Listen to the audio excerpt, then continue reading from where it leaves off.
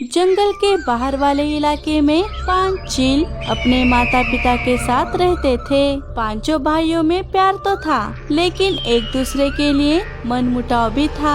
उनकी माँ सभी से बहुत प्यार करती थी, लेकिन उन्हें प्यार जताना नहीं आता। इसीलिए बेटों को लगता कि माँ उनसे ज्यादा प्यार नहीं करती। पांचों भाइयों में से एक भाई दूसरे जंगल रहता था। वो कभी कभार ही अपने घर आता।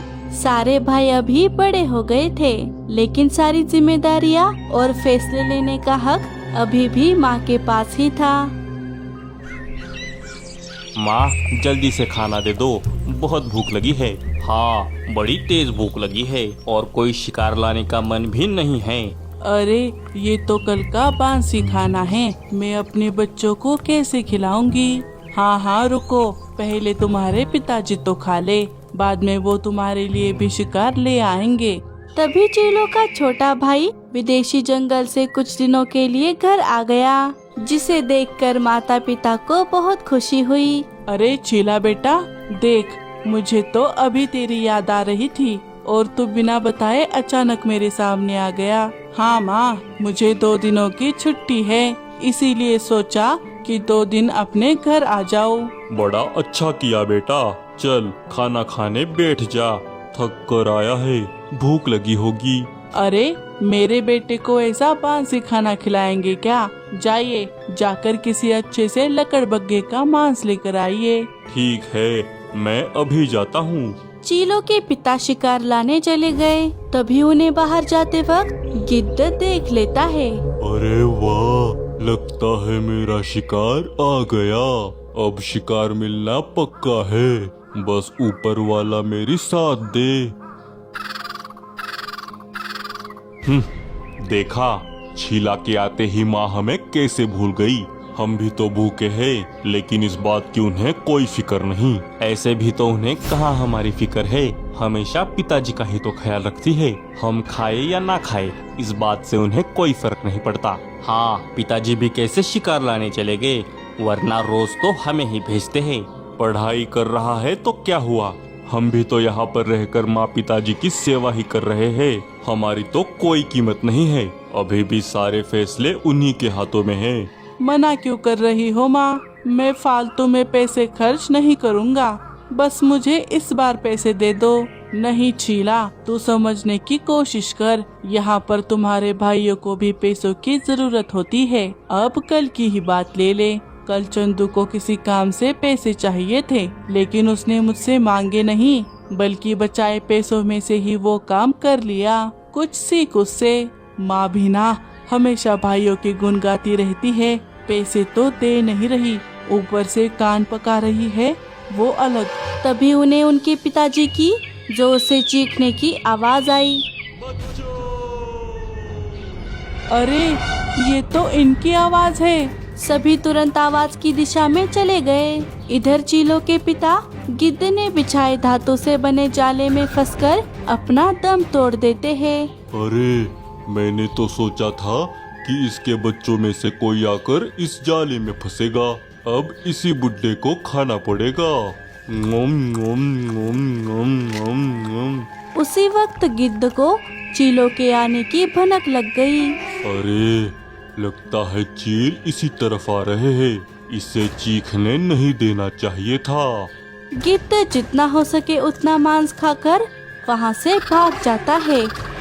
तभी पांचों चील अपनी माँ के साथ वहाँ पर आ गए। अपने पति की हालत देखकर बूढ़ी माँ को बहुत बड़ा सदमा लगा। नहीं पिताजी, आप हमें छोड़कर नहीं जा सकते। नहीं पिताजी, किसने हमारे पिताजी के लिए जाला बिछाया? छीले, ये सब तेरी वजह से हुआ है। ना ही तू घर आता, ना ही पिताजी शिकार लाने जाते, और ना ही ये होता। क्या लखा भाई, तुम मुझे क्यों दोषी ठहरा रहे हो? इसमें मेरी क्या गलती है? तुम मुझसे पहले से ही जलते हो, अब मुझ पर इल्जाम भी लगाने लग गए। क्या मतलब है तुम्हारा? मैं तुमसे जलता हूँ? दोनों भाई आपस में ही झगड़ा करने लगे। तभी उनकी माँ को अचानक से ही जोरों के चक्कर आने लगे और वो नीचे गिर गई। माँ क्या हुआ? माँ उठो, माँ उठो। अरे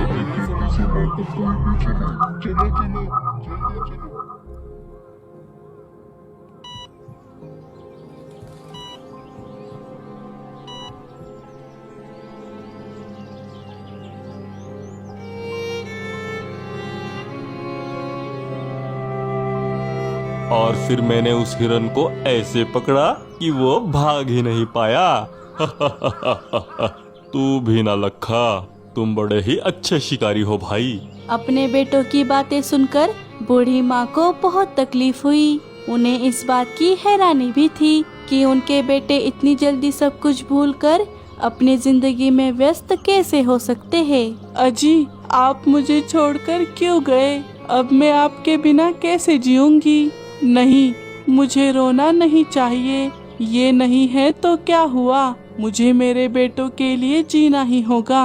अब धीरे धीरे उनकी माँ सदमे से बाहर आने की कोशिश करने लगी, लेकिन उनके बेटों को उनकी कोई फिक्र नहीं थी। उनकी माँ शारीरिक और मानसिक दोनों तौर पर कमजोर हो गई थी, लेकिन फिर भी वो अपने बेटों के लिए जैसे तैसे खाना बनाती। फिर भी उनके बेटे उसमें से भी कोई न कोई कमी निकालते। ऐसे ही दिन बीत रहे थे। दिन ब दिन चीलों की माँ और भी कमजोर होती जा रही थी। वो हर वक्त घोंसले में उदास पड़ी रहती। एक दिन उनकी तबीयत बहुत बिगड़ गई। उन्हें सर्दी बुखार हो गया, लेकिन फिर भी किसी भी बेटे ने उनका हाल तक नहीं पूछा। चंदू, ए चंदू, जरा सुन तो। अरे बेटा, मुझे जरा वैद्य जी के पास ले चल। जरा खांसी और बुखार भी लग रहा है और मन भी अच्छा नहीं लग रहा। अरे आप मुझसे ही क्यों कहती है? हर वक्त बस चंदू चंदू। तंग आ गया हूँ आपकी रोज की बीमारियों से। अरे ऐसा क्यों कह रहे हो बेटा? अब मुझसे सहा नहीं जा रहा, इसीलिए तुमसे कहा। जब देखो तब आप परेशान और दुखी रहती है। आपकी वजह से हमें घर में आने का भी मन नहीं करता। बेटों की बातें सुनकर माँ का पूरा हौसला ही टूट गया। वो आगे क्या बोलती, बस चुपचाप रहकर आँखों से आंसू बहाती रही। अगले दिन बूढ़ी माँ की तबीयत और बिगड़ गई, जिसे देखकर चील और भी तंग आ गए। सुनो भाइयों, आज मैं अपने विदेशी जंगल लौटने वाला हूँ। वैसे भी मेरी बहुत छुट्टियाँ हो गई है। क्या मतलब है तुम्हारा? इतने दिनों से तो तुम माँ पिताजी के पास भी नहीं थे, उन्हें हम ही संभाल रहे थे। अब अगर तुझे जाना है तो माँ को अपने साथ लेकर जा। हाँ, लखा भाई सही कह रहा है। जाना है तो माँ को अपने साथ लेकर जा छीले, वरना कोई जरूरत नहीं है विदेश वगैरह जाने की। क्या तुम लोगों का दिमाग तो ठिकाने पर है ना? वहाँ पर मैं अपने ही खर्चे जैसे तैसे चलाता हूँ। अगर माँ को ले गया तो माँ के खर्चे कहाँ से करूँगा? वो सब हमें नहीं पता। और कितने दिन हम माँ का बोझ उठाएंगे? वैसे भी वो यहाँ रहकर कोई काम तो कर नहीं रही। तू ले जा उन्हें। अगर इतना ही बोझ लग रहा है तो कहीं पर छोड़ क्यों नहीं आते माँ को? तुम्हारी भी परेशानी खत्म और मेरी भी। ये बात सुनकर सभी चीलों के कान खड़े हो गए। अरे छीले, पते की बात की तूने। वैसे भी मुझे नहीं लगता कि वो और दिन जी पाएगी। हाँ, लगता है माँ को पिताजी के पास जाकर ही शांति मिलेगी। चलो हम अभी इस काम को अंजाम देते हैं। लेकिन हम उनसे कहेंगे क्या? उसमें क्या है, कह देंगे कि वैद्य जी के पास ले जा रहे हैं, तो फिर उन्हें शक भी नहीं होगा। हाँ, ये अच्छा आइडिया है। चलो, माँ घोंसले में ही है। सभी भाई घोंसले में आ गए। उनकी माँ सभी बातों से अनजान घोंसले में सो रही थी। माँ, ओ माँ, उठो। क्या हुआ बच्चों? कुछ नहीं माँ, लगता है तुम्हारी खांसी और बढ़ गई है, इसीलिए हमने सोचा है कि तुम्हें एक अच्छे से वैद्य के पास ले जाए। ये सुनकर माँ को बहुत खुशी हुई। अच्छा बच्चों, अब इसकी कोई जरूरत नहीं है। मैं तुम्हारे प्यार से ही ठीक हो जाऊंगी। अरे क्या कहती हो माँ, हमारा प्यार क्या दवाई है जो तुम ठीक हो जाओगी? चलो चलो, वैद्य जी के पास चलो। अच्छा ठीक है, चलो। पांचों चील अपनी माँ को बहुत दूर एक अनजान जगह पर ले जाने लगे। अरे बेटा, ये हम कहाँ जा रहे हैं? वैद्य जी का घर तो उस तरफ है ना? अरे माँ, अब वैद्य जी का घोंसला वहाँ नहीं है, अब वो यहाँ रहते हैं। सभी धोखे से अपनी माँ को एक ऐसी जगह पर ले आते हैं जहाँ से उनका अकेले वापस आना लगभग नामुमकिन था। अरे बेटा, ये हम कहाँ आ गए हैं? ऐसी डरावनी जगह पर कौन से वैद्य जी रहते हैं? वैद्य जी यहाँ पर नहीं है माँ, वो तो यहाँ से आगे रहते हैं। भाई मैं जाकर वैद्य जी को ले आता हूँ, आप यही रुकिएगा माँ। लखा झूठ बोलकर वहाँ से चला गया। लो, अगर ऐसी ही बात थी तो हम वैद्य जी के पास ही जाते ना, यहाँ पर रुकने की क्या जरूरत थी? वो तो हमने सोचा ही नहीं माँ। मेरे बेटे मेरे लिए कितना कुछ कर रहे हैं। मैं इस दुनिया की सबसे भाग्यशाली माँ हूँ। माँ लगता है वैद्य जी को आने में देरी है, तब तक मैं आपके लिए कोई शिकार लेकर आता हूँ। हाँ भाई, आप अकेले मत जाइए, मैं भी आपके साथ चलता हूँ। कालिया और चीला भी झूठा प्यार जताकर वहाँ से चले जाते हैं। ऐसे ही कुछ न कुछ बहाना देकर बाकी चील भी वहाँ से भागने लगे। ये सारा नजारा पेड़ की खोखर में छुपी मीठी चिड़िया देख रही थी। वो अनाज लाने आई थी, लेकिन चीलों के आने की वजह से उसे वही छुपना पड़ा। अरे नहीं, अब मैं यहाँ से कैसे निकलूंगी? ठीक है फिर आप यहाँ से कहीं मत जाइए और अपना ख्याल रखिएगा माँ। अरे तू तो ऐसे कह रहा है जैसे तू हमेशा हमेशा के लिए मुझे छोड़कर जाने वाला है। मेरी चिंता मत कर, बस तू संभल कर जाना और जल्दी आना चंदू। मुझे यहाँ पर ठहरना अच्छा नहीं लग रहा। ठीक है फिर आप यहाँ से कहीं मत जाइएगा, मैं चलता हूँ। बड़ा चील बेटा भी वहाँ से चला गया। चीलों ने एक बार भी अपनी माँ को पलटकर नहीं देखा, लेकिन उनकी माँ जब तक उनके बेटे दिख रहे हैं तब तक उन्हें निहार लेती। मानो जैसे उस माँ के दिल को पता था कि अब उसके बेटे लौटकर नहीं आने वाले। ये सब कुछ मीठी चिड़िया देख लेती है। दूर से देखने के बाद भी उसे सारी घटना समझ आ गई। अरे कैसे बेटे हैं, अपनी बूढ़ी माँ को ऐसी भयानक जगह पर छोड़कर चले गए। अगर मैं इनकी मदद करने गई तो ये कहीं मेरा ही नुकसान ना कर दे। आखिर है तो ये शिकारी पंछी ही ना। मीठी वही बैठी रही। कई घंटे बीत गए, लेकिन बूढ़ी माँ का एक भी बेटा लौटकर नहीं आया। बूढ़ी माँ बिल्कुल एक बच्चे की तरह अपने बेटों का इंतजार करते हुए बैठी रही। थोड़ी देर बाद जंगल में बारिश आने लगी, लेकिन फिर भी चीलों की माँ बारिश से बचने के लिए दूसरी जगह पर नहीं गई। बूढ़ी माँ की हालत देखकर मीठी को बहुत बुरा लग रहा था। पता नहीं बच्चे कितनी देर लगाएंगे। हे ऊपर वाले, उनकी सुरक्षा करना, उन पर कोई मुसीबत ना आए। ऐसा कहते ही बूढ़ी माँ को चक्कर आने लग गए। उन्हें देखकर मीठी बिना सोचे उनके पास आ गई। अरे नहीं माँ जी, आपको क्या हुआ? चलिए मेरे साथ चलिए। अगर आप ऐसे ही बारिश में भीगती रही तो और बीमार पड़ जाएंगी। क्या? नहीं नहीं, मेरे बेटों ने मुझे यहीं रुकने के लिए कहा है। मैं यहाँ से कहीं नहीं जाऊँगी। अरे अगर मैंने इन्हें बताया कि वो नहीं आएंगे तो ये मेरा विश्वास नहीं करेंगी। अरे माँ जी, मैं आपकी बेटी जैसी ही हूँ ना। चलिए, अगर आपको कुछ हो गया तो आपके बेटों को बहुत बुरा लगेगा। चलिए आप मेरे साथ चलिए। बूढ़ी माँ को कुछ समझ नहीं आ रहा था, लेकिन उनके बेटों को बुरा ना लगे इसीलिए वो चिड़िया के साथ चली गई। चलो भाइयों, हम दूर से देखकर आते हैं कि माँ अभी भी वहाँ पर है या कहीं पर चली गई। सभी अपनी माँ की हालत देखने चले गए।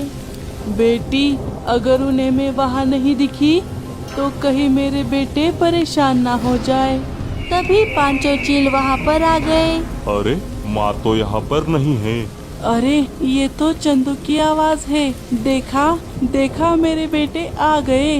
रुकिए, थोड़ी देर यहीं रुककर उनकी बातें सुनिए। चलो अच्छा ही हुआ, आखिर हमें उनसे छुटकारा जो मिल गया।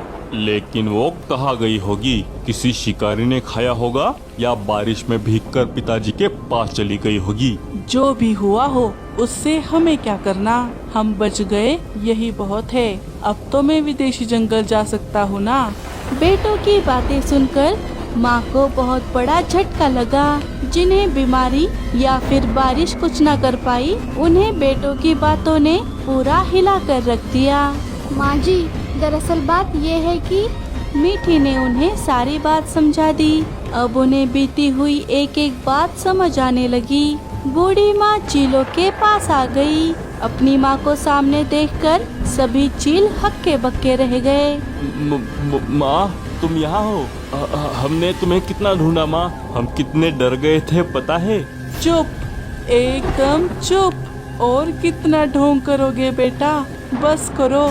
मेरा मन भर चुका है तुम्हारे प्यार से। सच कहूँ तो मुझे तुम पर नहीं खुद पर गुस्सा आ रहा है कि मैंने ऐसा क्या किया जिससे मैं तुम पर बोझ बन गई और तुमने इतनी गिरी हुई हरकत की। अगर ऐसी ही बात थी तो मुझसे बस एक बार कहा होता, मैं खुशी खुशी तुमसे दूर चली जाती। कम से कम मेरे दिल को ठेस तो नहीं पहुंचती। इतना सब कुछ करने की क्या जरूरत थी? नहीं माँ, ऐसा मत कहो। तो क्या कहो मेरे लाल, तुमने माँ की ममता का गला घोट दिया। तुमने मुझे इतने दिनों तक झेला, उसके लिए तुम्हारा बहुत बहुत शुक्रिया। सभी चीलों को अपने किए पर पछतावा होने लगा। अच्छा, तो कहाँ जाएंगे आप? आपका हमारे सिवा और कोई है? किसके पास रहेंगे आप? मेरे पास। माँ जी मेरे पास रहेंगी। माँ जी को मैं लेकर जाऊंगी और उनकी अच्छे से सेवा भी करूंगी। ऊपर वाले ने मुझे ये मौका दिया है, मैं उसे नहीं गवाऊंगी। हे ऊपर वाले, 5-5 बेटे देने से तो अच्छा था कि तू मुझे एक ही बेटी दे देता। नहीं माँ, हमें माफ कर दीजिए। आइंदा से हम ये गलती नहीं करेंगे।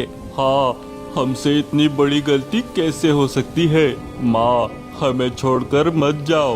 तुम्हारे बिना घोंसला नहीं, बल्कि सिर्फ लकड़ियों का ढांचा है। तुम्हारे बिना हम नहीं जी सकते माँ। मुझे माफ कर देना, अब मैं तुम पर और बोझ नहीं बनना चाहती। नहीं माँ, हमें माफ कर दीजिए माँ। नहीं माँ, छोड़कर मत जाओ हमें माफ कर दो। मैं तुम्हारे सामने हाथ जोड़ता हूँ, हमें छोड़कर मत जाओ। मेरी वजह से तुम्हें जो तकलीफ हुई उसके लिए हो सके तो मुझे माफ कर देना बच्चों। चलिए माँ जी। नहीं माँ, अगर तुम यहाँ से चली गई तो मैं अपनी जान दे दूंगा। हाँ, अगर तुम हमें छोड़कर चली गई तो तुम हम सबके मरे हुए मुंह देखोगी। हाँ माँ, हम तो आपको अकेले छोड़ने चले थे, लेकिन सच तो ये है कि हम खुद को ही अकेले कर रहे थे। चीलों की माँ को अपने बेटों की आंखों में पछतावा दिखाई दिया और उन्होंने सब कुछ भूलकर उन्हें माफ कर दिया। माँ की ममता एक ऐसा पेड़ है जो धूप में तपकर बच्चों को छांव देती है। चिड़िया बेटी, मैं ऊपर वाले से दुआ करती हूँ कि अगले जन्म में वो तुम्हें ही मेरी बेटी बनाए। सभी चीलों को अपने माँ की कीमत पता चल चुकी थी। अब सभी चील मिलकर अपनी माँ के साथ हंसी खुशी से रहने लगे और उनकी खूब सेवा करने लगे।